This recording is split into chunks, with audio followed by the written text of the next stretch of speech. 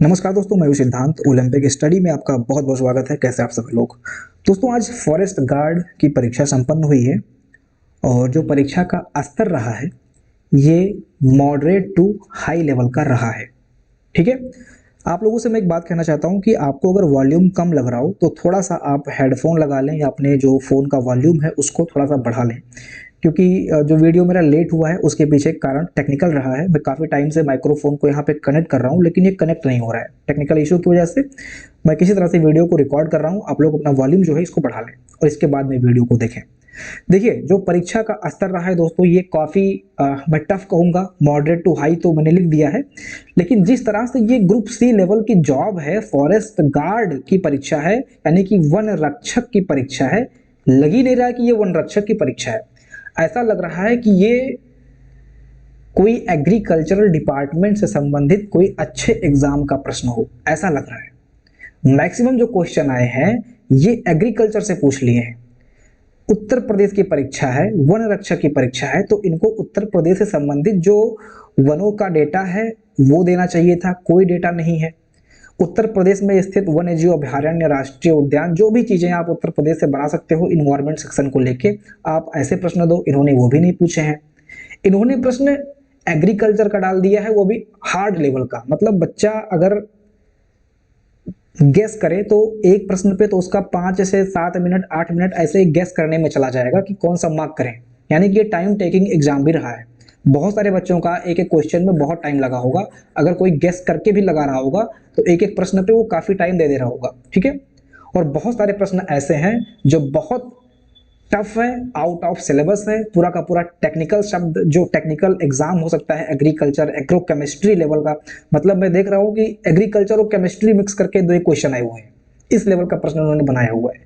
तो मैं आप लोगों से कहूंगा कि आप सभी लोग निराश ना होना। ठीक है। जिन बच्चों का फॉरेस्ट में इन्वायरमेंट सेक्शन थोड़ा सा खराब हुआ है तो आप लोग निराश ना होना। ठीक है। क्योंकि ये जो क्वेश्चन इन्होंने पूछा है ये काफी टफ लेवल के क्वेश्चन है। वन दरोगा में ऐसा नहीं हुआ था। वन दरोगा के कंटेंट और परीक्षा पैटर्न को देखते हुए हम लोगों ने यहाँ पर आपका वन रक्षक का जो सिलेबस था उस पर आधारित आपको कंटेंट मैंने दिया था। मैं ये नहीं कहूंगा कि सब फंसा है। देखिए, बहुत सारे टीचर्स ऐसे हैं, चैनल ऐसे हैं जो फटाफट वीडियो बना देते हैं। मैंने ये पढ़ा दिया, मैंने वो पढ़ा दिया, अभी लेटेस्ट पढ़ाया था वो फंस गया, मेरे कोर्स को ले लिए होते तो पूरा का पूरा निकल जाता, एक क्वेश्चन नहीं छूटा है। मैं ईमानदारी से दोस्तों कहूंगा कि मेरे पढ़ाए हुए से लगभग 25 से 30 प्रश्न ही आए हैं।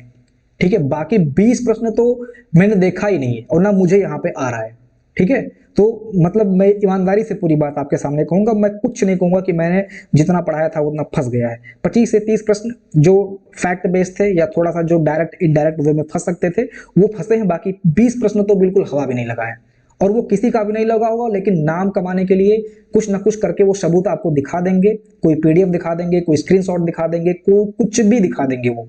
क्योंकि आजकल एआई का टाइम है, कुछ भी आप बना सकते हो ऐसे करके कि हाँ देखो ये चीज मैंने पढ़ा रखी है। ठीक है। तो ऐसा कुछ नहीं है। ईमानदारी से जो पढ़ाया होगा वो ईमानदारी से बोलेगा भी कि हाँ भाई, क्वेश्चन का जो पेपर का स्तर रहा है ये काफी टफ रहा है। ठीक है। बोलिए, बोलने में शर्म नहीं करना चाहिए। ठीक है। तो यहां पर मैं आपको बता दूं कि जितने भी प्रश्न इजी हैं मैं उसको भी आपको बता दूंगा कि ये इजी है। जो प्रश्न मॉडरेट स्तर का है वो भी मैं आपको बता दूंगा कि ये मॉडरेट है। और जो प्रश्न मुझको नहीं आएगा भाई उसको मैं छोड़ दूंगा। और जो प्रश्न कठिन होगा, टफ होगा, उसको मैं हार्ड लिख दूंगा। ठीक है। तो इजी, मॉडरेट और हार्ड, एक एक क्वेश्चन को हम लोग लेके चलेंगे और सारे क्वेश्चंस पे हम लोग इजी, मॉडरेट, हार्ड लिखते हुए चलेंगे और लास्ट में देखेंगे कि कितने क्वेश्चन इजी और मॉडरेट के अंतर्गत हो रहे हैं। क्योंकि ये इजी और मॉडरेट के अंतर्गत जो प्रश्न आप फाइनली कर पाएंगे वही आपको सिलेक्शन दिलवाएगा। ठीक है। हार्ड की तो हम यहाँ पे बात करने वाले नहीं है। और जिन बच्चों ने हार्ड को अटेम्प्ट भी किया होगा वो निगेटिव ही जाएंगे, क्योंकि 5 ऑप्शन दिया है जिसमें से एक तो कोई नहीं है। ठीक है। तो ऐसे कुछ क्वेश्चन दोस्तों मुझे इसमें डाउट लगे हैं। मैं आपको पहले बता देता हूं कि मैं ऐसे कोई कंप्यूटर नहीं हूं कि मुझे सारे क्वेश्चन आता है। ठीक है। और ना मैंने बहुत ज्यादा इसे रिसर्च किया है। हाँ, जितना किया है उतना एक्चुअल किया है।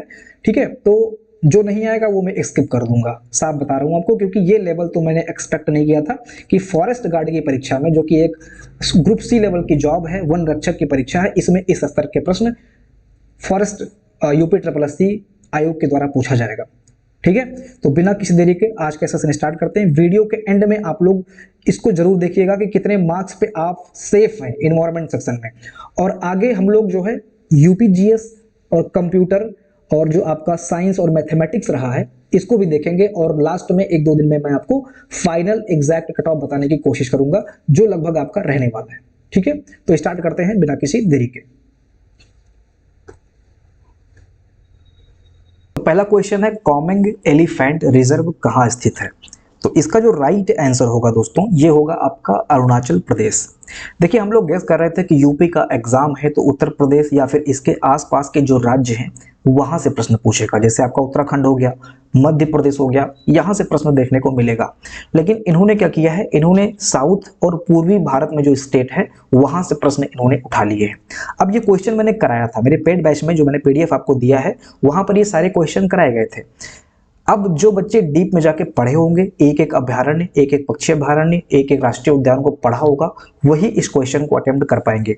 तो यहाँ पे जो राइट आंसर होगा कॉमिंग एलिफेंट का, ये होगा दोस्तों आपका अरुणाचल प्रदेश। ठीक है, नेक्स्ट क्वेश्चन है, निम्नलिखित में से किसे दुनिया का पहला राष्ट्रीय उद्यान माना जाता है? देखिए यूपी क्या कर रहा है, हर एक क्वेश्चन को कहीं ना कहीं आप देख रहे हैं कि कुछ नया पूछ रहा है। हम लोग गेस कर रहे थे कि यूपी में फर्स्ट पूछ सकता है या फिर भारत में फर्स्ट पूछ सकता है। इन्होंने क्या किया है, इन्होंने पूरी दुनिया का पूछ लिया है। अब पूरे वर्ल्ड का तो कौन ही पढ़ेगा, उत्तर प्रदेश की नौकरी है, ग्रुप सी लेवल की नौकरी है, तो यहाँ पर ऐसे क्वेश्चंस को रखना मुझे नहीं लगता कि सही है, लेकिन फिर भी इन्होंने पूछा है तो यह क्वेश्चन मैंने नहीं कराया था। येलो स्टोन राष्ट्रीय उद्यान इसका नाम होगा। कौन सा राइट आंसर है यहाँ पे आपका येलो स्टोन राष्ट्रीय उद्यान है। ठीक है, अगर अपने यहां से पूछता तो कार्बेट राष्ट्रीय उद्यान इसका आंसर होता, लेकिन इन्होंने पूरी दुनिया का पूछ लिया तो ये होगा आपका येलो स्टोन राष्ट्रीय उद्यान। और इसकी जो स्थापना हुई थी दोस्तों, ये 1 मार्च 1872 में इसकी स्थापना हुई थी, अमेरिका का है ये। ठीक है, तो ये क्वेश्चन इन्होंने पूछ लिया है, हट के क्वेश्चन पूछ लिया है। ओके, नेक्स्ट आगे बढ़ते हैं। वर्ष इतने के वन संरक्षण अधिनियम के नियमन से भारत में वन रोपण प्रक्रिया तेज हुई। तो यहां पर दोस्तों आपका राइट आंसर होगा ए, 1980 यहां पर आपका राइट आंसर है। 1980 का जो एक्ट था, इससे भारत में वनों की सुरक्षा और संरक्षण के लिए यह एक महत्वपूर्ण कानून है। तो यहां पर जो आपका राइट आंसर होगा वन संरक्षण अधिनियम 1980, ये आपका यहां पर राइट आंसर रहने वाला है। ठीक है, नेक्स्ट आगे बढ़ते हैं। ये तो आपका कराया भी गया था। ठीक है, ये इजी क्वेश्चन है तो ये मैं डाल देता हूं इजी क्वेश्चन के अंतर्गत। ठीक है, और आपका ये भी जो है मॉडरेट हो गया और ये आपका समझ लीजिए हार्ड हो गया। ऐसे ऐसे करके मैं सारे क्वेश्चंस को कर दूंगा ताकि आप लोग गेस कर पाए कि कितना आपने किया है और कौन कौन से प्रश्न को बच्चों ने स्किप किया है, और अगर वो क्वेश्चन आपने कर लिया है तो कहीं ना कहीं आप बढ़त हासिल कर पाएंगे। देखिए नेक्स्ट है, निम्नलिखित में से कौन सा राष्ट्रीय सतत कृषि मिशन का हिस्सा है? बात यहाँ पे दोस्तों हो रही है सतत कृषि मिशन। ठीक है, तो कृषि मिशन में क्या चीजें हो सकती हैं? कृषि मिशन में आपका कृषि जल प्रबंधन हो सकता है कि नहीं हो सकता है, आप इसको गेस करके भी कर सकते थे इस क्वेश्चन को। तो कृषि की बात हो रही है तो कृषि जल प्रबंधन ये हो सकता है। ठीक है, और कृषि में ही मृदा स्वास्थ्य पर भी ध्यान दिया जाता है, तो यहाँ पर ये भी आप गेस कर सकते थे। तो यानी कि यहाँ पे जो राइट आंसर होगा ये आपका सी हो जाएगा। ठीक है, तो जिन्होंने ए और बी दोनों मार्क किया है उनका ये सही हो जाएगा। इसको मैं रख रहा हूं इजी के अंतर्गत क्योंकि यहाँ पे ऑप्शन भी आपका सी, ए और बी दोनों दे रखा है जिसकी संभावना ज्यादा हो जाती है। ठीक है, तो यहाँ पर जिन्होंने सी मार्क किया है उनका सही हो जाएगा। आगे बढ़ते हैं। शेल्टर बेल्ट प्लांटिंग का मुख्य उद्देश्य क्या है? शेल्टर बेल्ट प्लांटिंग का मुख्य उद्देश्य क्या हो सकता है? इसको मैंने आपको कराया था वीडियो, अगर आपने देखा होगा तो वहां पे मैंने आपको बताया भी था कि ये मिट्टी के कटाव को रोकने के लिए शेल्टर बेल्ट बनाते हैं। होता क्या है, कहीं कहीं पर आप देख रहे होंगे जैसे रेगिस्तानी क्षेत्रों में क्या होता है, हवाएं बहुत तेज बहती हैं, तो उनको रोकने के लिए हम लोग क्या करते हैं, शेल्टर बेल्ट लगाते हैं। और वो शेल्टर बेल्ट जो है क्या हो सकता है, पेड़ों की झाड़ियां हो सकती है या पेड़ हम लगाते हैं। ठीक है, जो कई सारे पंक्तियों में इसको हम लगाते हैं। ठीक है, तो इससे क्या होता है कि हवाएं बहती हैं और ये हवाओं के लिए अवरोध उत्पन्न करता है, जिससे क्या होता है, हवाएं जो होती हैं वो डाइवर्ट हो जाती हैं। ठीक है, यहाँ पर इसके बाद में क्या होता है, जो मिट्टी इधर होती है वो कटती नहीं है। तो इसका जो मुख्य उद्देश्य होगा ये होगा मिट्टी के कटाव को रोकना। ठीक है, तो शेल्टर बेल्ट प्लांटिंग का मुख्य उद्देश्य क्या है, मिट्टी के कटाव को रोकना। इसको मैं रख दे रहा हूं मॉडरेट के अंतर्गत। ठीक है, आगे बढ़ते हैं। देखिए भारतीय हाथी को क्या कहते हैं? तो भारतीय हाथी को कहते हैं दोस्तों एलिफस मैक्सिमम इंडिकस। ठीक है, तो यहाँ पर elaphus maximum sub species indicus ये आपका राइट आंसर रहने वाला है। ठीक है, तो जिन्होंने भी जानवरों या पक्षियों के नाम साइंटिफिक रूप में पढ़े होंगे वो इसको कर पाए होंगे। ठीक है, तो ये थोड़ा सा जीके का क्वेश्चन लग रहा है, बाकी ठीक है, आपका जो हाथी रिजर्व वगैरह पूछा है सिलेबस में भी दिया है, तो वहां से ये प्रश्न पूछ लिया गया है। तो ये आपका हो जाएगा यहाँ पे राइट आंसर डी। ठीक है, इसको भी मैं रख दे रहा हूँ मॉडरेट के अंतर्गत। देखिए अब यहाँ पे आप इसको एलिमिनेट भी कर सकते थे, ये तो होगा नहीं अफ्रीकाना, ये जो चीजें हैं। ठीक है, एलिफस इंडियाना और एलिफस मैक्सिमस, इसमें से अगर आपने 50-50 का भी रिस्क लिया होगा तो आधे लोगों का ये सही हो गया होगा और आधे लोगों का ये गलत हो गया होगा, जिनको नहीं आ रहा होगा। ठीक है, ऐसे आप इसको गैस कर सकते हो। आगे बढ़ते हैं, निम्नलिखित में से कौन सा देश संवेन का सदस्य है? ठीक है, निम्नलिखित में से कौन सा देश संवेन का सदस्य है? देखिए पूरी दुनिया में आपको पता होगा कि अफगानिस्तान ही एक ऐसा देश है जो किसी भी संस्था या ऑर्गेनाइजेशन का सदस्य नहीं है। ठीक है, तो यहां पर आप ईरान, इराक, तुर्की को आप एलिमिनेट करके अफगानिस्तान को कर सकते थे, क्योंकि तालिबान यहाँ पर है, तो यहाँ से बहुत सारे देशों के उतने ज़्यादा हित जुड़े नहीं है, तो ये किसी भी संस्था का ऐसे सदस्य नहीं है। ठीक है, तो आप इसको ऐसे ही गैस कर सकते थे अफगानिस्तान।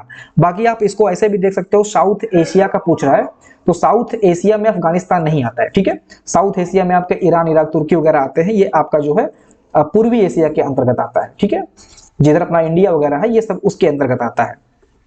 चलिए, ये साउथ एशिया। ठीक है, आगे बढ़ते हैं, पूर्वी मध्य एशिया बोलेंगे, क्या बोलेंगे इसको आप लोग चेक कर लीजिएगा। आगे बढ़ते हैं, देखिए पौधे के किसी भी हिस्से की नोक से आमतौर पर पीछे की ओर प्रोग्रेसिव डाइंग को संदर्भित करते हैं। देखिए अगर आप लोग क्वेश्चंस को करते हैं तो आपको जरूरी है कि आप लोग जो है इसका इंग्लिश भी पढ़ते रहें।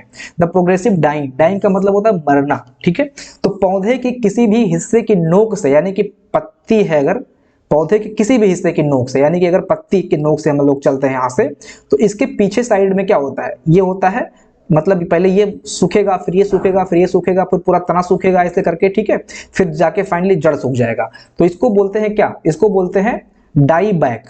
ठीक है, डाई बैक मतलब पीछे से मरना ये शुरू हो रहा है। तो यहाँ पर जो आपका राइट आंसर हो जाएगा ये हो जाएगा डाई बैक। यहाँ पे आप देख सकते हैं प्रोग्रेसिव डाइंग, यानी कि डाइंग मरने को संदर्भित करता है।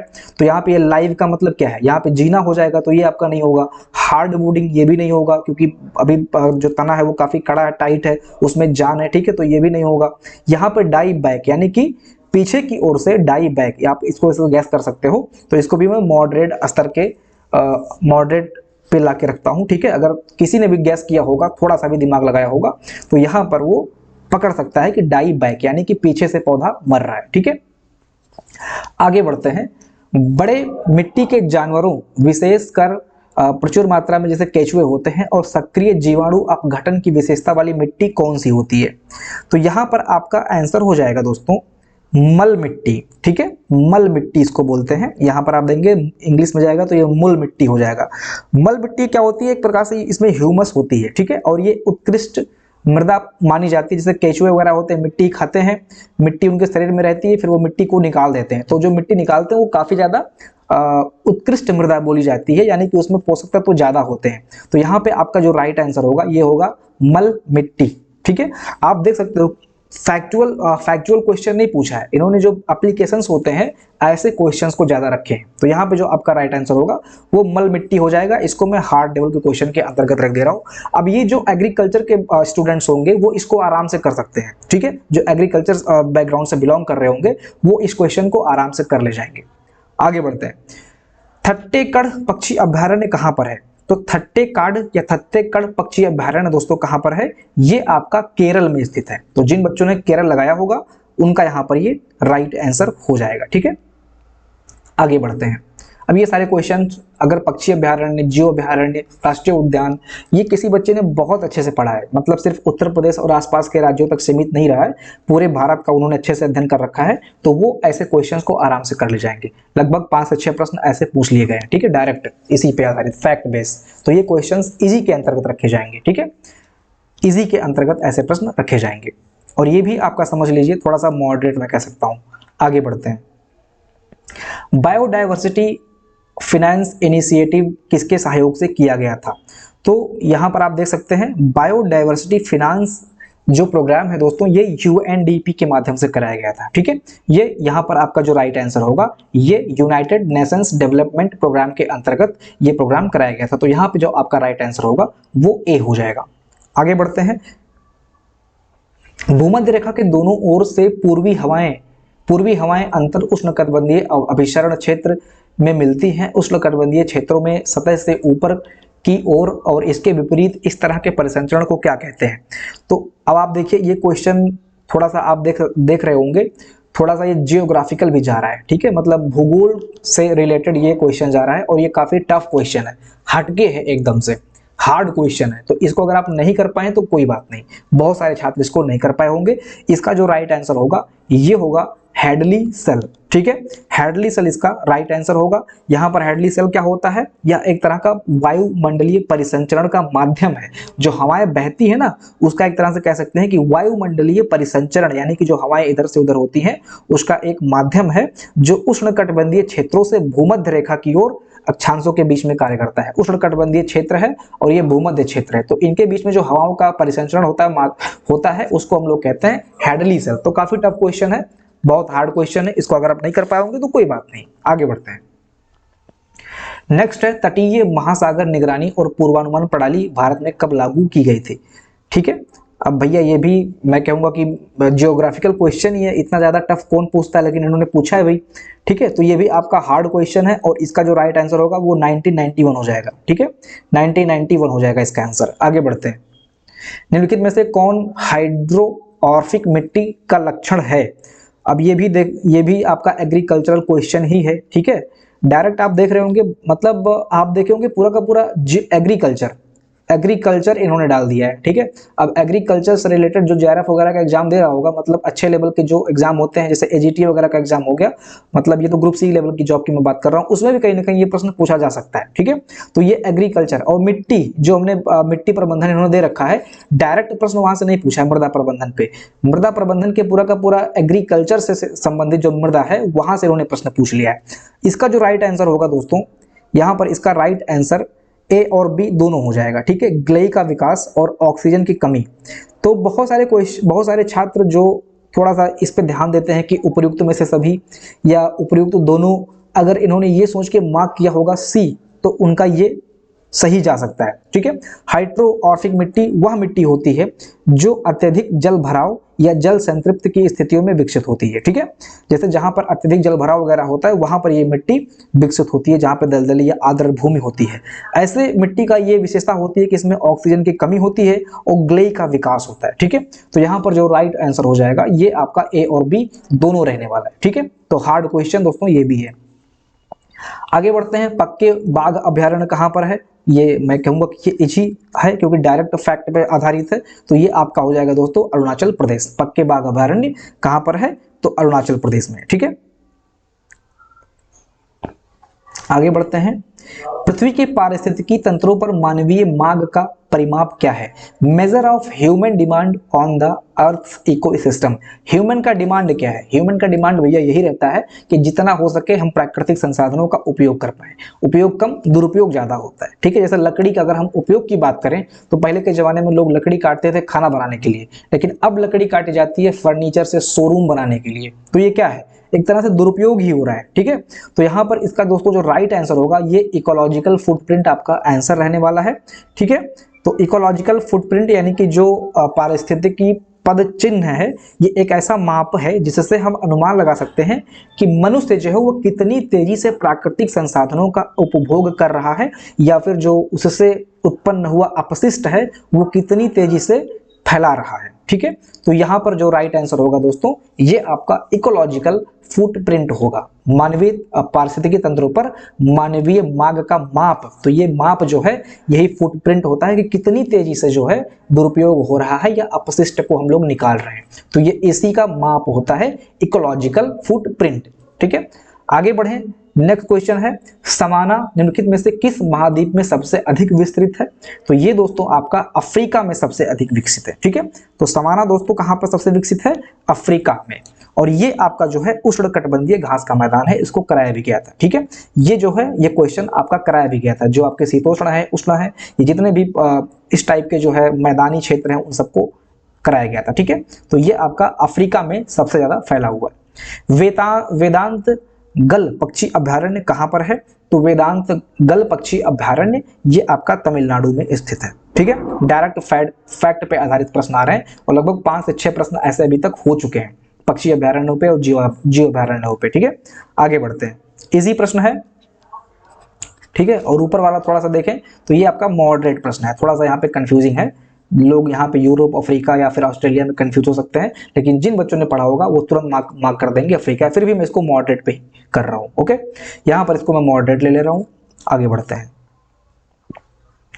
वाष्पीकरण को कम करने, खरपतवार की वृद्धि को प्रतिबंधित करने और मिट्टी के तापमान को बनाए रखने के लिए पौधों के अवशेषों, पुआल, पत्तियों या प्लास्टिक की फिल्म जैसी सामग्रियों के साथ मिट्टी की सतह को ढकने की प्रक्रिया को क्या कहते हैं? तो इसको कहते हैं दोस्तों पडलिंग। ठीक है, इसको क्या बोलते हैं? सॉरी, मल्चिंग बोलते हैं इसको क्या बोलते हैं? मल्चिंग, पडलिंग, लोपिंग, ये सारी चीजें दोस्तों आपको कराया गया था। ठीक है, तो मल्चिंग क्या है? जिसमें मिट्टी को हम सुरक्षात्मक आवरण से ढक देते हैं, इसको हम लोग कहते हैं मल्चिंग। उद्देश्य होता है वाष्पीकरण कम करना। ठीक है, इसके बाद में खरपतवार नियंत्रण इसका उद्देश्य होता है, तापमान नियंत्रण होता है इसका उद्देश्य। तो ये सारी चीजें दोस्तों मल्चिंग के अंतर्गत आती है। ठीक है, अच्छा, पडलिंग जो होता है या धान की खेती से पहले मिट्टी को पानी में मिलाकर, धान की खेती से पहले इसको हम लोग पडलिंग करते हैं। आप लोगों ने देखा भी होगा, धान की खेती से पहले हम लोग खेत में पानी भरते हैं, तो वही पानी को मिट्टी मिलाकर कीचड़ बनाने की प्रक्रिया है, ताकि पानी का जो रिसाव है वो कम हो सके। ज्यादा से ज्यादा हम लोग पानी वहां पर डाल देते हैं पहले ही। ठीक है, तो इसका जो रिसाव है वो कम हो सके, तो पडलिंग खेती जो है ये आपका धान की प्रक्रिया में यूज करते हैं। ठीक है, बाकी इसका जो राइट आंसर होगा ये आपका मल्चिंग हो जाएगा। आगे बढ़ते हैं। ऑक्सीजन की उपस्थिति में दहन की प्रक्रिया या ऑक्सीजन के नियंत्रण वातावरण में जलाई गई सामग्री निम्नलिखित में से किससे संबंधित है? एक सेकंड। तो यहां पर जो दोस्तों आपका राइट आंसर होगा ये होगा पायरोलिसिस। ठीक है, तो यहां पर आपका राइट आंसर होगा पायरोलिसिस। ऑक्सीजन की अनुपस्थिति में दहन की प्रक्रिया को हम लोग कहते हैं पायरोलिसिस। इसमें क्या होता है, जैसे जो बायोमास है, प्लास्टिक टायर वगैरह है, इसको हम लोग ऑक्सीजन की अनुपस्थिति में बहुत सीमित मात्रा में उच्च ताप पर गर्म करके अपघटित करते हैं। तो ये थोड़ा सा मैं कह सकता हूं कि हार्ड लेवल का प्रश्न है। ठीक है, और ये आप कह सकते हो कि मॉडरेट स्तर का प्रश्न है। मल्चिंग आपको पढ़ाया भी गया था, कंटेंट में दिया भी गया था। आगे बढ़ते हैं। जैव विविधता के संरक्षण और इसके लाभों के सतत उपयोग के लिए उचित उपाय करने के लिए वर्ष 1992 में, अब ये तो आपने किया ही होगा, इसको कराया भी गया है। ठीक है, यहाँ पर इसका जो राइट आंसर हो जाएगा ये रियो डी जेनेरो ब्राजील हो जाएगा। ठीक है, जो पृथ्वी शिखर सम्मेलन 1992 में हुआ था ये रियो डी जेनेरो ब्राजील हो जाएगा इसका राइट आंसर। तो ये आपका कह सकते हैं इजी लेवल का प्रश्न है, लेकिन फिर भी बहुत सारे बच्चे अगर थोड़ा सा कंफ्यूज हुए होंगे इतना सारा देख के तो उनके लिए टफ हो सकता है, फिर भी ये इजी लेवल का प्रश्न है। ठीक है, आगे बढ़ते हैं। क्योटो प्रोटोकॉल कब लागू हुआ था? तो आप सभी को पता है क्योटो प्रोटोकॉल दोस्तों स्टार्टिंग में तो ये 1997 में अपनाया गया था जापान के क्योटो शहर में, लेकिन बाद में सर्व समर्थन के माध्यम से 2005 में इसको एक्सेप्ट किया गया था। तो यहाँ पे जो राइट आंसर हो जाएगा ये आपका 2005 हो जाएगा। ठीक है, इजी लेवल का प्रश्न है ये। ऐसी प्रजातियां जिनकी उपस्थिति अन्य प्रजातियों के समूह की उपस्थिति की ओर इशारा करती है, जिनकी अनुपस्थिति प्रजातियों के उस पूरे समूह की कमी को इंगित करती है, क्या कहलाती हैं? तो ऐसी प्रजातियां दोस्तों संकेतक प्रजातियां कहलाती हैं, जिनकी उपस्थिति से यह पता चलता है कि अन्य प्रजातियां भी उपस्थित हैं, पर्याप्त मात्रा में उपस्थित हैं, और जिनकी अनुपस्थिति ये दर्शाती है कि अन्य प्रजातियां भी विलुप्त हो रही हैं। तो क्या कर रही हैं? एक तरह से संकेत कर रही हैं। तो ये संकेतक प्रजातियां, ऐसी प्रजातियों को बोला जाता है। ठीक है, मॉडरेट स्तर का प्रश्न है ये। आगे बढ़ते हैं।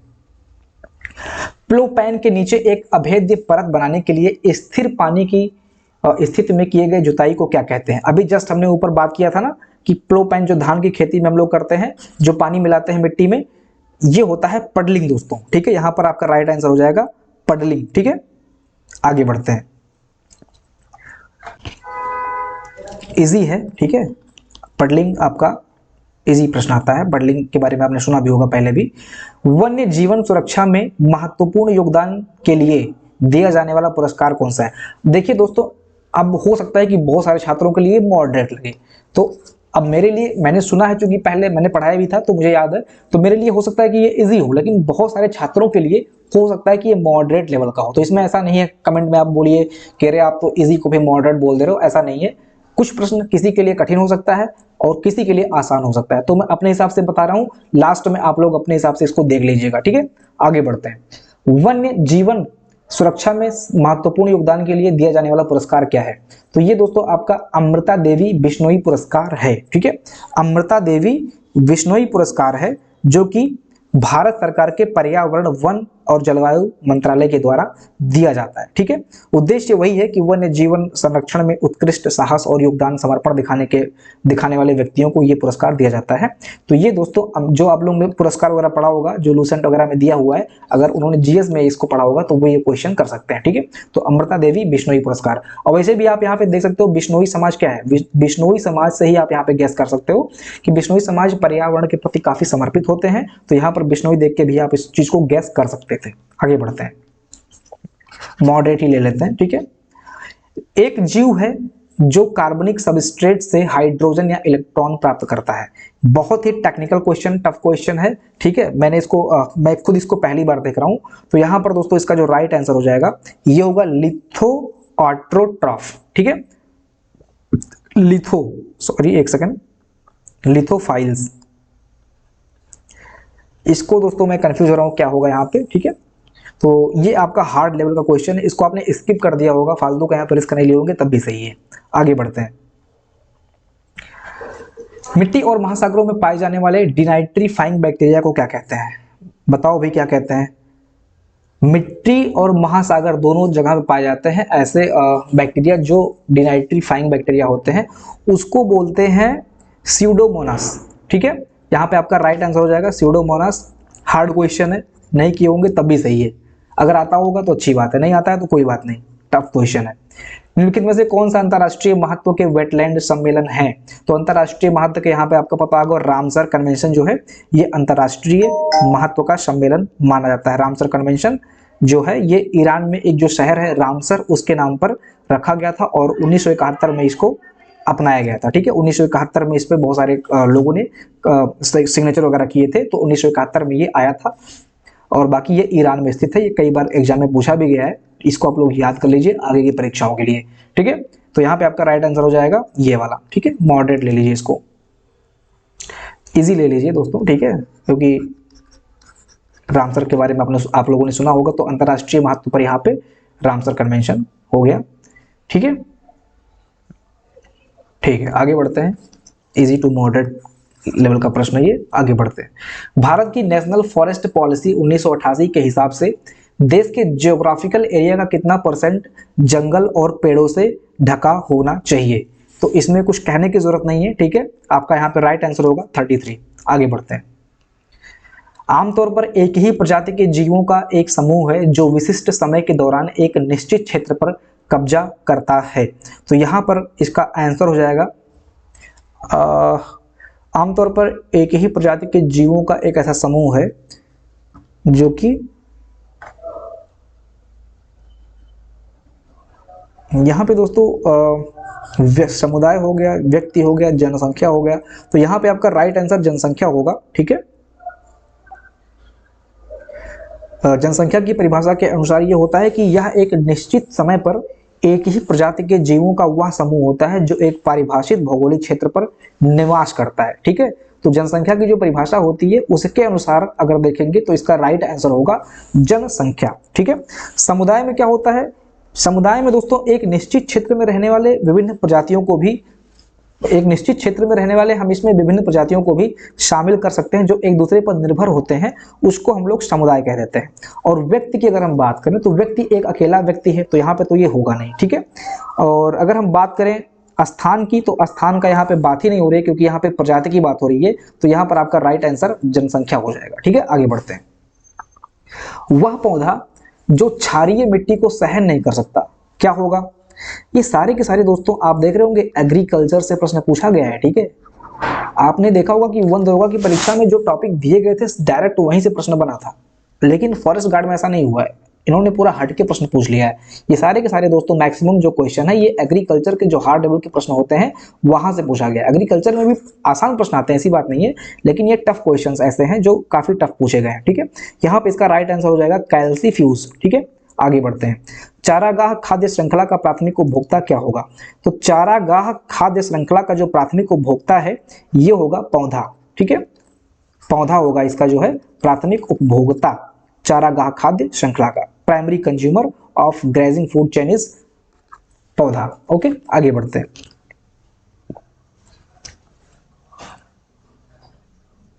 एक होता है उत्पादक होता है, उत्पादक में जो है वे जीव हो जाते हैं जो प्रकाश संश्लेषण द्वारा अपना भोजन बनाते हैं, जैसे पौधे घास हो गया। प्राथमिक उपभोक्ता की अगर बात करेंगे तो वे शाकाहारी जीव जो पौधों को खाते हैं, गाय बकरी हो गया, लेकिन यहाँ पे ऐसा दिया नहीं है। प्राथमिक उपभोक्ता में आई थिंक जो जैसे गाय बकरी हो गई ऐसे चीजें आती हैं।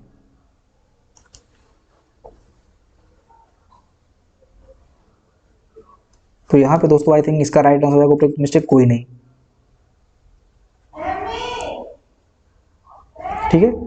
मेरे हिसाब से तो उपयोग में से कोई नहीं होना चाहिए, ठीक है। आप लोग देख लीजिएगा इसका जो राइट आंसर होगा बताइए। चारागाह श्रृंखला में जो प्राथमिक उपभोक्ता है ये यहाँ पे इनमें से कोई नहीं, क्योंकि जैसे गाय भैंस होती है ना वो पौधे को खाते हैं, तो प्राथमिक उपभोक्ता ये हो गया। और जो पौधा होता है वो प्राथमिक उपभोक्ता, ये उत्पादक है ना, तो ये उपभोक्ता पूछ रहा है, तो यहाँ पर आई थिंक उपयुक्त में से कोई नहीं होगा, क्योंकि पौधा तो उत्पादक है एक तरह से, ठीक है। इसको आप लोग देख लीजिएगा, आई थिंक उपयुक्त में से कोई नहीं ही होगा। आगे बढ़ते हैं। जलवायु परिवर्तन पर घरेलू अनुसंधान को बढ़ावा देने और देश की जलवायु परिवर्तन विशेषज्ञता का निर्माण करने के प्रयास में जलवायु परिवर्तन आकलन संबंधी भारतीय नेटवर्क की शुरुआत कब हुई थी? ठीक है, बहुत मैं कह तो रहा हूँ कि भाई मैं यहाँ पे एक्सेप्ट कर रहा हूँ कि मैंने ऐसे क्वेश्चंस नहीं कराए थे, ठीक है। लगभग 20 प्रश्न ऐसे हैं जो आउट गए थे, ठीक है, और 20 में लगभग मैं कह सकता हूँ कि लगभग 15 जो आउट गए थे वो 15 बहुत हार्ड लेवल के प्रश्न है, पूरा का पूरा टेक्निकल क्वेश्चन है, ठीक है, इसलिए आउट गया है। तो इसको आप देख लीजिए, इसका जो राइट आंसर होगा यहाँ पे 2009 इसका राइट आंसर होगा। जिन बच्चों ने 2009 किया होगा उनका ये सही हो गया, काफी हार्ड प्रश्न आया है, ठीक है। इसके बाद में ये भी हार्ड है आपका, और ये थोड़ा सा मैं कह सकता हूँ कि टेक्निकल है, लेकिन जिन बच्चों ने जिनको पता होगा समुदाय क्या है, व्यक्ति क्या है, स्थान क्या है, तो स्थान यहाँ पे आप एलिमिनेट कर सकते हो। प्रजाति के जीवों की बात हो रही है, व्यक्ति अकेला होता है, समुदाय एक भौगोलिक क्षेत्र में कई सारे लोग रह सकते हो, जनसंख्या पर्टिकुलर उसी की बात होती है। तो यहाँ पे मैं कह सकता हूँ कि ये मॉडरेट है, फिर भी आप इसको हार्ड ही समझो, क्योंकि बहुत सारे बच्चों का गलत गया होगा। यहाँ पर ये थोड़ा सा मॉडरेट है कह सकता हूँ, ठीक है, इसको देखना पड़ेगा। बाकी यहाँ पे मेरे हिसाब से उपयुक्त में से कोई नहीं रहने वाला है। अगर अब ये चारागाह खाद्य श्रृंखला की बात कर रहा है तो थोड़ा सा मुझे यहाँ पे डाउट है, ठीक है। आगे बढ़ते हैं। शीतोष्ण क्षेत्रों में जहां बर्फबारी आम होती है वहां मिट्टी के साथ पौधे को उसकी सामान्य स्थिति से ऊपर उठने के कारण पौधों के को लगने वाले चोट को क्या बोलते हैं? अब इस चोट को दोस्तों बोलते हैं हीविंग, ठीक है। अब क्या प्रश्न पूछा है भगवान जाने, ठीक है, हार्ड लेवल का प्रश्न है, ठीक है, हीविंग बोलते हैं इसको, आप लोग इसको देख लीजिएगा। आगे बढ़ते हैं।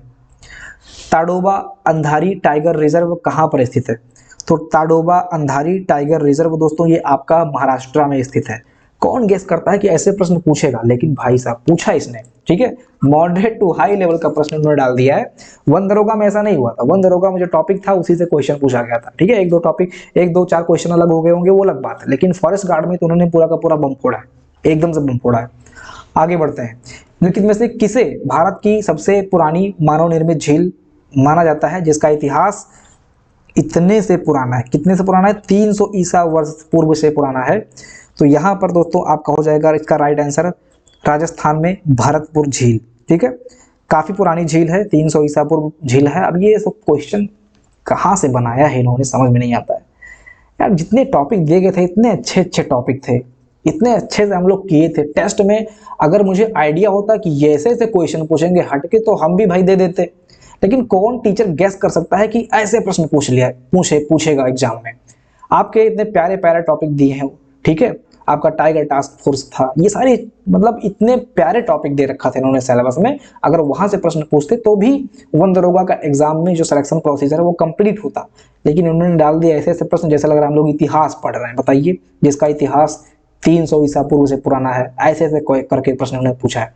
सीधे पूछ लेते कि भरतपुर झील कहाँ पे है, तो राजस्थान में लोग लगा देते, लेकिन ये क्वेश्चन पूछ लिया इन्होंने कि कौन सा सबसे पुराना है? अब गुजरात में भरतपुर है कि राजस्थान में भरतपुर है कि गुजरात में सुदर्शन झील है? बताओ कौन सा सबसे पुराना है। ठीक है, तो ये भी आपका बहुत हार्ड लेवल का प्रश्न पूछा है इन्होंने। आगे बढ़ते हैं, न्यूमेटोफोर निम्नलिखित में से किससे संबंधित है? न्यूमेटोफोर किससे संबंधित है भाई? तो ये आपका जो है मैंग्रोव वन से संबंधित है। मैंग्रोव वन के बारे में हम लोगों ने डिस्कस किया था।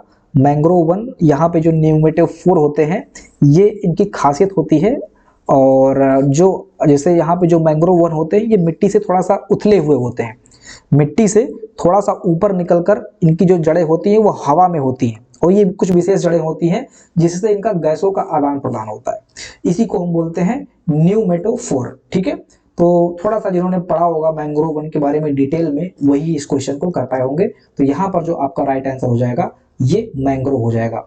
हिमालयी वन, न्यूमेटोफोर, रॉक बेड, रेगिस्तान, तो यहाँ पर आपका हो जाएगा मैंग्रोव वन। ठीक है, यहाँ पर क्या होता है, जो दलदली पौधे होते हैं उनकी जड़ें होती हैं वो थोड़ा सा हवा में निकली होती हैं, जहां से गैसों का आदान प्रदान होता है, जिससे पौधे भूमिगत हिस्सों को श्वसन के लिए पर्याप्त ऑक्सीजन मिल सके। चूंकि पौधे भूमिगत होते हैं तो वो हवा से ऑक्सीजन को लेते हैं, चूंकि वहां पे कम ऑक्सीजन मिल पाता है दलदली क्षेत्र की वजह से, तो इसको हम लोग बोलते हैं न्यूमेटोफोर। ठीक है, चलो ये भी हार्ड क्वेश्चन के अंतर्गत ही आता है।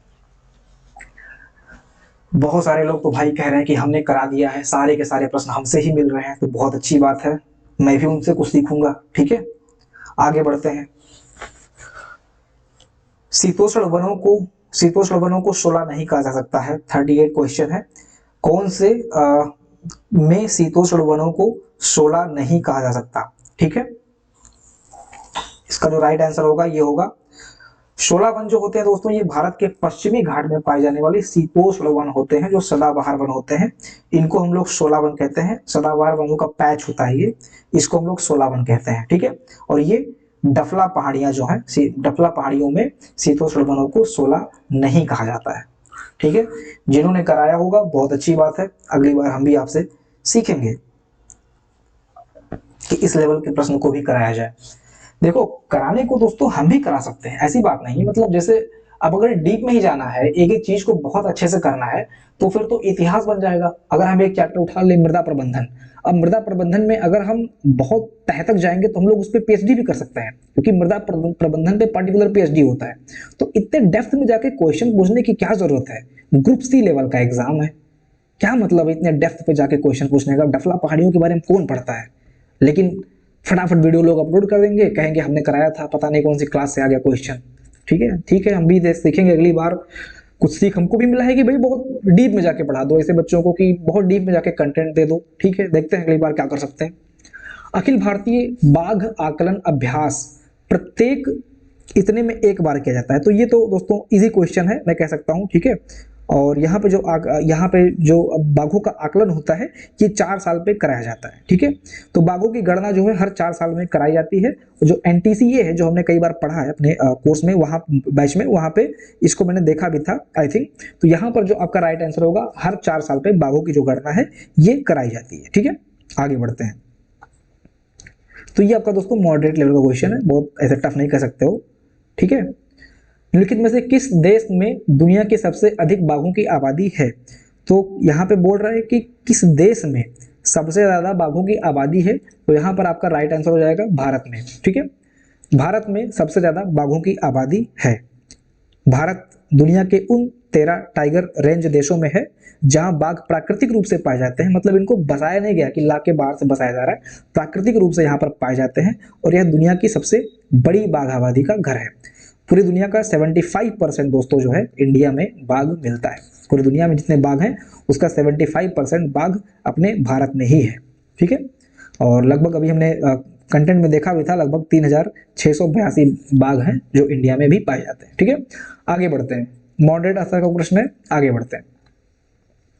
पुष्प प्रज्वलन के लिए आवश्यक प्रकाश काल की लंबाई के आधार पर निम्नलिखित में से कौन सा अल्पकालिक दिवस या लघु दिवस पौधा नहीं है? तो यहां पर दोस्तों आपका राइट आंसर हो जाएगा गेहूं।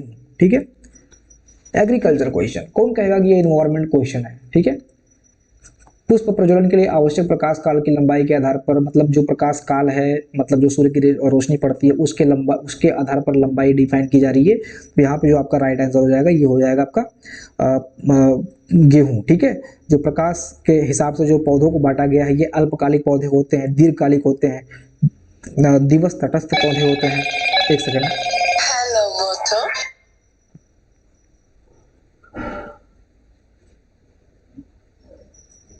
ठीक है, तो यहाँ पे इसका राइट आंसर दोस्तों हो जाएगा गेहूं। ठीक है, हार्ड लेवल का क्वेश्चन है, मैं इसको कह सकता हूं। आगे बढ़ते हैं। जलवायु परिवर्तन पर राष्ट्रीय कार्य योजना की रूपरेखा भारत के प्रधानमंत्री द्वारा कब शुरू की गई थी? तो यहाँ पर जो आपका राइट आंसर हो जाएगा 2008 में। ये आपका मॉडरेट स्तर का प्रश्न है। जलवायु परिवर्तन पर जो NAPCC का जो हुआ था, ये 2008 में शुरू किया गया था भारत के प्रधानमंत्री के द्वारा। 30 जून 2008 को जारी किया गया था। इसका उद्देश्य था कि यह योजना भारत के विकास लक्ष्यों को प्रभावित किए बिना जलवायु परिवर्तन की चुनौतियों का सामना करने के लिए एक राष्ट्रीय रणनीति प्रदान करती है। ठीक है, तो यहाँ पर ये आपका राइट आंसर हो जाएगा 2008 में। ओके, आगे बढ़ते हैं। अभियान E8 निम्नलिखित में से किससे संबंधित है? तो अभियान E8 दोस्तों, जो E है यहाँ पे एलिफेंट को बताता है, तो यहाँ पे आपका राइट आंसर हो जाएगा हाथी। ठीक है, E8 क्या है? यह हाथी रेंज देशों की एक पहल है जिसका उद्देश्य हाथियों के अवैध शिकार और अवैध व्यापार को रोकने के लिए अंतर्राष्ट्रीय सहयोग को बढ़ावा है। ठीक है, तो E8 देश हैं जिसमें ये जो हाथी है इससे संबंधित ये चीज है। ठीक है, आगे बढ़ते हैं। भारत में FRI यानी कि फॉरेस्ट रिसर्च इंस्टीट्यूट कहाँ पर है? तो FRI इंस्टीट्यूट दोस्तों आपका ये देहरादून में है। ठीक है, आगे बढ़ते हैं।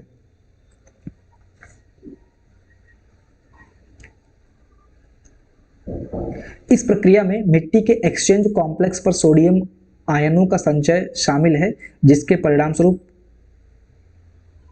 सोडिक मिट्टी यानी कि सोलोनेड्स का निर्माण होता है। भाई यहाँ पे जो राइट आंसर रहने वाला दोस्तों ये क्षारीकरण रहने वाला है। बाकी इस क्वेश्चन को मैं समझ नहीं पा रहा हूँ कि ये क्या बोल रहा है, क्योंकि ये केमिस्ट्री या फिर एग्रो केमिस्ट्री टाइप का प्रश्न लग रहा है। ठीक है, आप लोग कर लिए होंगे तो बहुत अच्छी बात है, और जिनके बैच में हो गया होगा ये क्वेश्चन वो भी बहुत अच्छी बात है। ठीक है, आगे बढ़ते हैं। यहाँ पे जो राइट आंसर होगा ये आपका क्षारीकरण होगा। ओके, आगे बढ़ते हैं। शहरी केंद्रों जैसे ग्रीन बेल्ट, पार्क, सड़क किनारे के रास्ते में और उसके आसपास सार्वजनिक और निजी स्वामित्व वाली भूमि पर पेड़ों का पालन और प्रबंधन करना क्या कहलाता है? तो ये दोस्तों शहर वानिकी कहलाता है। इजी क्वेश्चन है। ठीक है, यहाँ पर राइट आंसर हो जाएगा शहर वानिकी। ग्रामीण कृषि ये सब अलग, शहरों के किनारे की बात हो रही है, ग्रीन बेल्ट, पार्क, सड़क के किनारे, तो ये शहर वानिकी हो गया। अब ऐसे ऐसे प्रश्न देते, और मैं कह रहा हूँ कि ऐसे ना देके थोड़ा सा मॉडरेट ही दे देते, लेकिन कम से कम आप अपने सिलेबस में रहते। ये कहाँ से ऐसे ऐसे क्वेश्चन खोज खोज के ला रहे हो? मतलब समझ में नहीं आता है मुझे कि UPSSC संस्था में बैठे लोग PhD करवाना चाह रहे हैं छात्र को कि क्या करवाना चाह रहे हैं। एग्जाम है आपका ग्रुप C लेवल का, आप प्रश्न दे रहे हो पता नहीं कहाँ कहाँ से उठा उठा के। इससे बढ़िया तो आपका जो UPSI के लेवल की जो वैकेंसी थी आपका 1 दरोगा का, इससे बढ़िया प्रश्न तो आपने वहाँ पे डिजाइन कर दिया था। एटलीस्ट आप अपने सिलेबस में रहे थे। यहाँ पे तो आप उड़ गए, पता नहीं चल रहा है कि ये इन्वायरमेंट का है कि एग्रीकल्चर का है कि पूरे विश्व की बात हो रही है ना। आगे बढ़ते हैं। ढलान पर उसकी ऊंचाई समोच्च रेखाओं का अनुसरण करते हुए हल चलाने की कृषि पद्धति को क्या बोलते हैं? तो यहाँ पर इसको बोलते हैं दोस्तों समोच्च खेती। ये आपका आसान प्रश्न है। ठीक है, ढलान जो सीढ़ीदार खेती होती है उसको हम लोग बोलते हैं, सॉरी, ये जो ढलान पर खेती होती है समोच्च रेखाएं बना देते हैं हम, ताकि जो है ये पानी वगैरह बहने ना पाए। ठीक है, और मिट्टी, पानी जब बहती है तो वहां से मिट्टी भी बहने लगती है, या हवा के माध्यम से मिट्टी का बहाव रोकने के लिए हम लोग जो है यहाँ पर ढलान के आर पार और भूमि के समोच्च रेखाओं को अनुसरण करते हुए जुताई करते हैं। इस तरह की खेती जो है ये पर्वतीय क्षेत्रों पर की जाती है। इसको कराया गया था, तो ये इजी स्तर का प्रश्न है। ठीक है, आगे बढ़ता है। अचान कमार अमरकंटक बायोस्फीयर रिजर्व कहाँ पर है? तो ये तमिलनाडु में स्थित है, सॉरी ये ओडिशा में स्थित है। ठीक है, तो ये आपका कहाँ पे स्थित है? ओडिशा में स्थित है। बायोस्फीयर रिजर्व है। एक सेकेंड, ये जो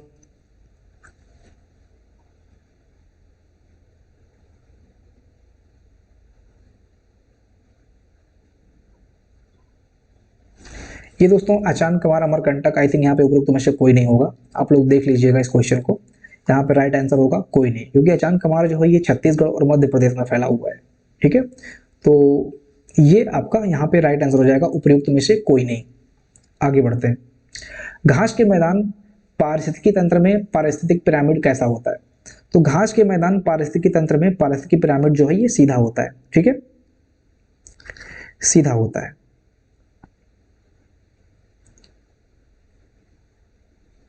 जो संख्या का पिरामिड होता है ये भी सीधा होता है। ठीक है, जैव भार पिरामिड भी सीधा होता है, और ये जो पारिस्थितिकी पिरामिड होता है ये भी सीधा ही होता है। ठीक है,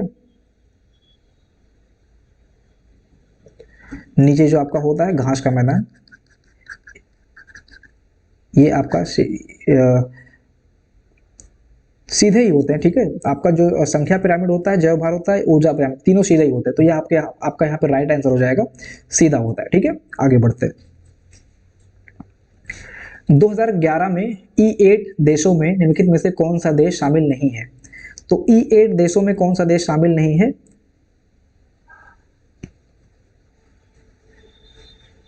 तो यहां पर आपका राइट आंसर हो जाएगा सोमालिया।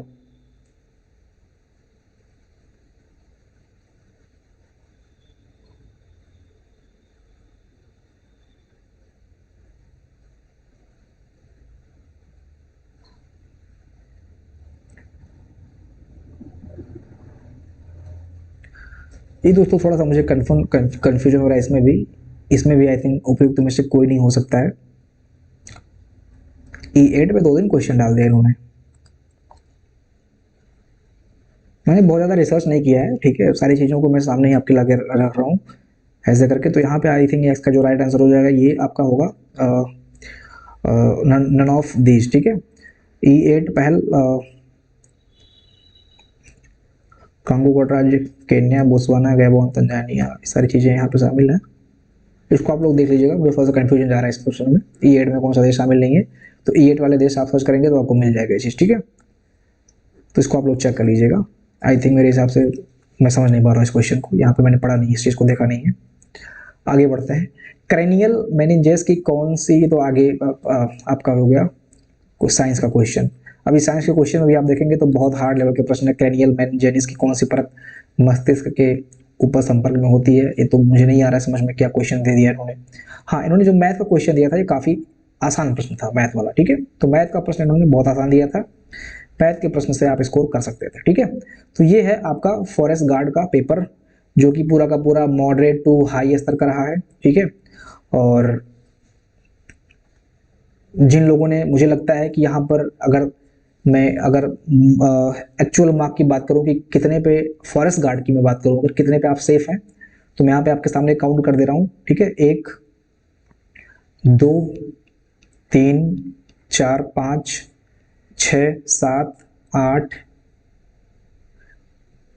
8, ठीक है, 9 के बाद आपका जो है 10 11 12 13 14 15 16 17 18 19 20 21 22 23 24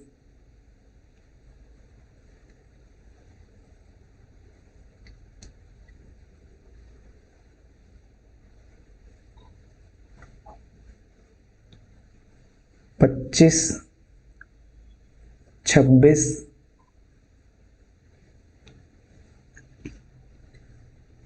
27 28 29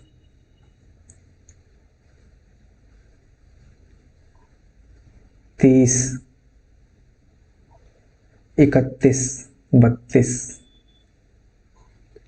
32 33 प्रश्न। ठीक है, अगर आप लोगों ने इसमें, मतलब मैं कह रहा हूं कि अगर आप लोगों ने यहां पर 30 प्लस प्रश्न स्कोर किया है, जो कि आपके सही जा रहे हैं, ठीक है, इसमें से भी नेगेटिव हो सकता है क्योंकि बहुत सारे बच्चों का गलत होगा। लेकिन मैं कह रहा हूँ कि एक तेज बच्चा जिसने फॉरेस्ट गार्ड की लगातार मेहनत की है, फॉरेस्ट गार्ड के लिए उसने अपना जी जान लगा दिया था, अगर उसने 23 स्कोर कर लिया है तो फिर उसके सिलेक्शन को दोस्तों कोई रोक नहीं सकता है। अब यहाँ इस 30 में दोस्तों आपका moderate to high, sorry, easy to moderate प्रश्न है, ठीक है। अब ये जो मॉडरेट वाला प्रश्न है इसमें बहुत सारे बच्चों का गलत होगा, ठीक है, बहुत सारे बच्चों का इसमें गलत होगा। तो इस 30 में दोस्तों मैं कह रहा हूं कि 10 मॉडरेट प्रश्न अगर टफ है और बहुत सारे बच्चों का गलत हो रहा है तो ये जो मार्क है ये आकर 20 पे स्टॉप हो जाएगा, ठीक है। 20 के आसपास दोस्तों ये रुक जाएगा। यानी कि 50 में अगर आपने 20 भी स्कोर किया है और आपने मैथमेटिक्स में या फिर यूपी और कंप्यूटर साइंस को अगर आपने देख लिया अच्छे से, हालांकि मैंने अभी उस क्वेश्चंस उनको देखा नहीं है तो मैं भी गेस नहीं कर पा रहा हूँ कि उधर का क्या स्तर है। हाँ, मैथमेटिक्स का स्तर इजी है, ठीक है। अगर कोई मैथमेटिक्स से बिलोंग कर रहा है, उससे थोड़ा बहुत भी पढ़ा है तो मैथ आराम से कर ले जाएगा। साइंस भी बहुत टफ आया है, ठीक है। तो मैं कह रहा हूँ कि यहाँ पे मैं देख लूंगा, यूपी भी देख लूंगा और कंप्यूटर भी देख लूंगा, ठीक है। तो यहाँ से दोस्तों मात्र 20 जा रहा है। अभी आप देख सकते हो कि यहाँ से कितना गया, 20 गया। मैं एक बार यूपी जीएस और कंप्यूटर, मैथमेटिक्स और साइंस को भी देख लूंगा। इसके बाद मैं आपका फाइनल कट ऑफ प्रेडिक्ट करके बताऊंगा कि अगर आपने इतना कर लिया है तो फिर आप 100% श्योर रहें कि आपका सिलेक्शन हो जाएगा, ठीक है। तो इस सेशन को यहीं पे समाप्त करते हैं, मिलते हैं अगले सेशन में। अपना ध्यान रखिएगा। जय हिंद।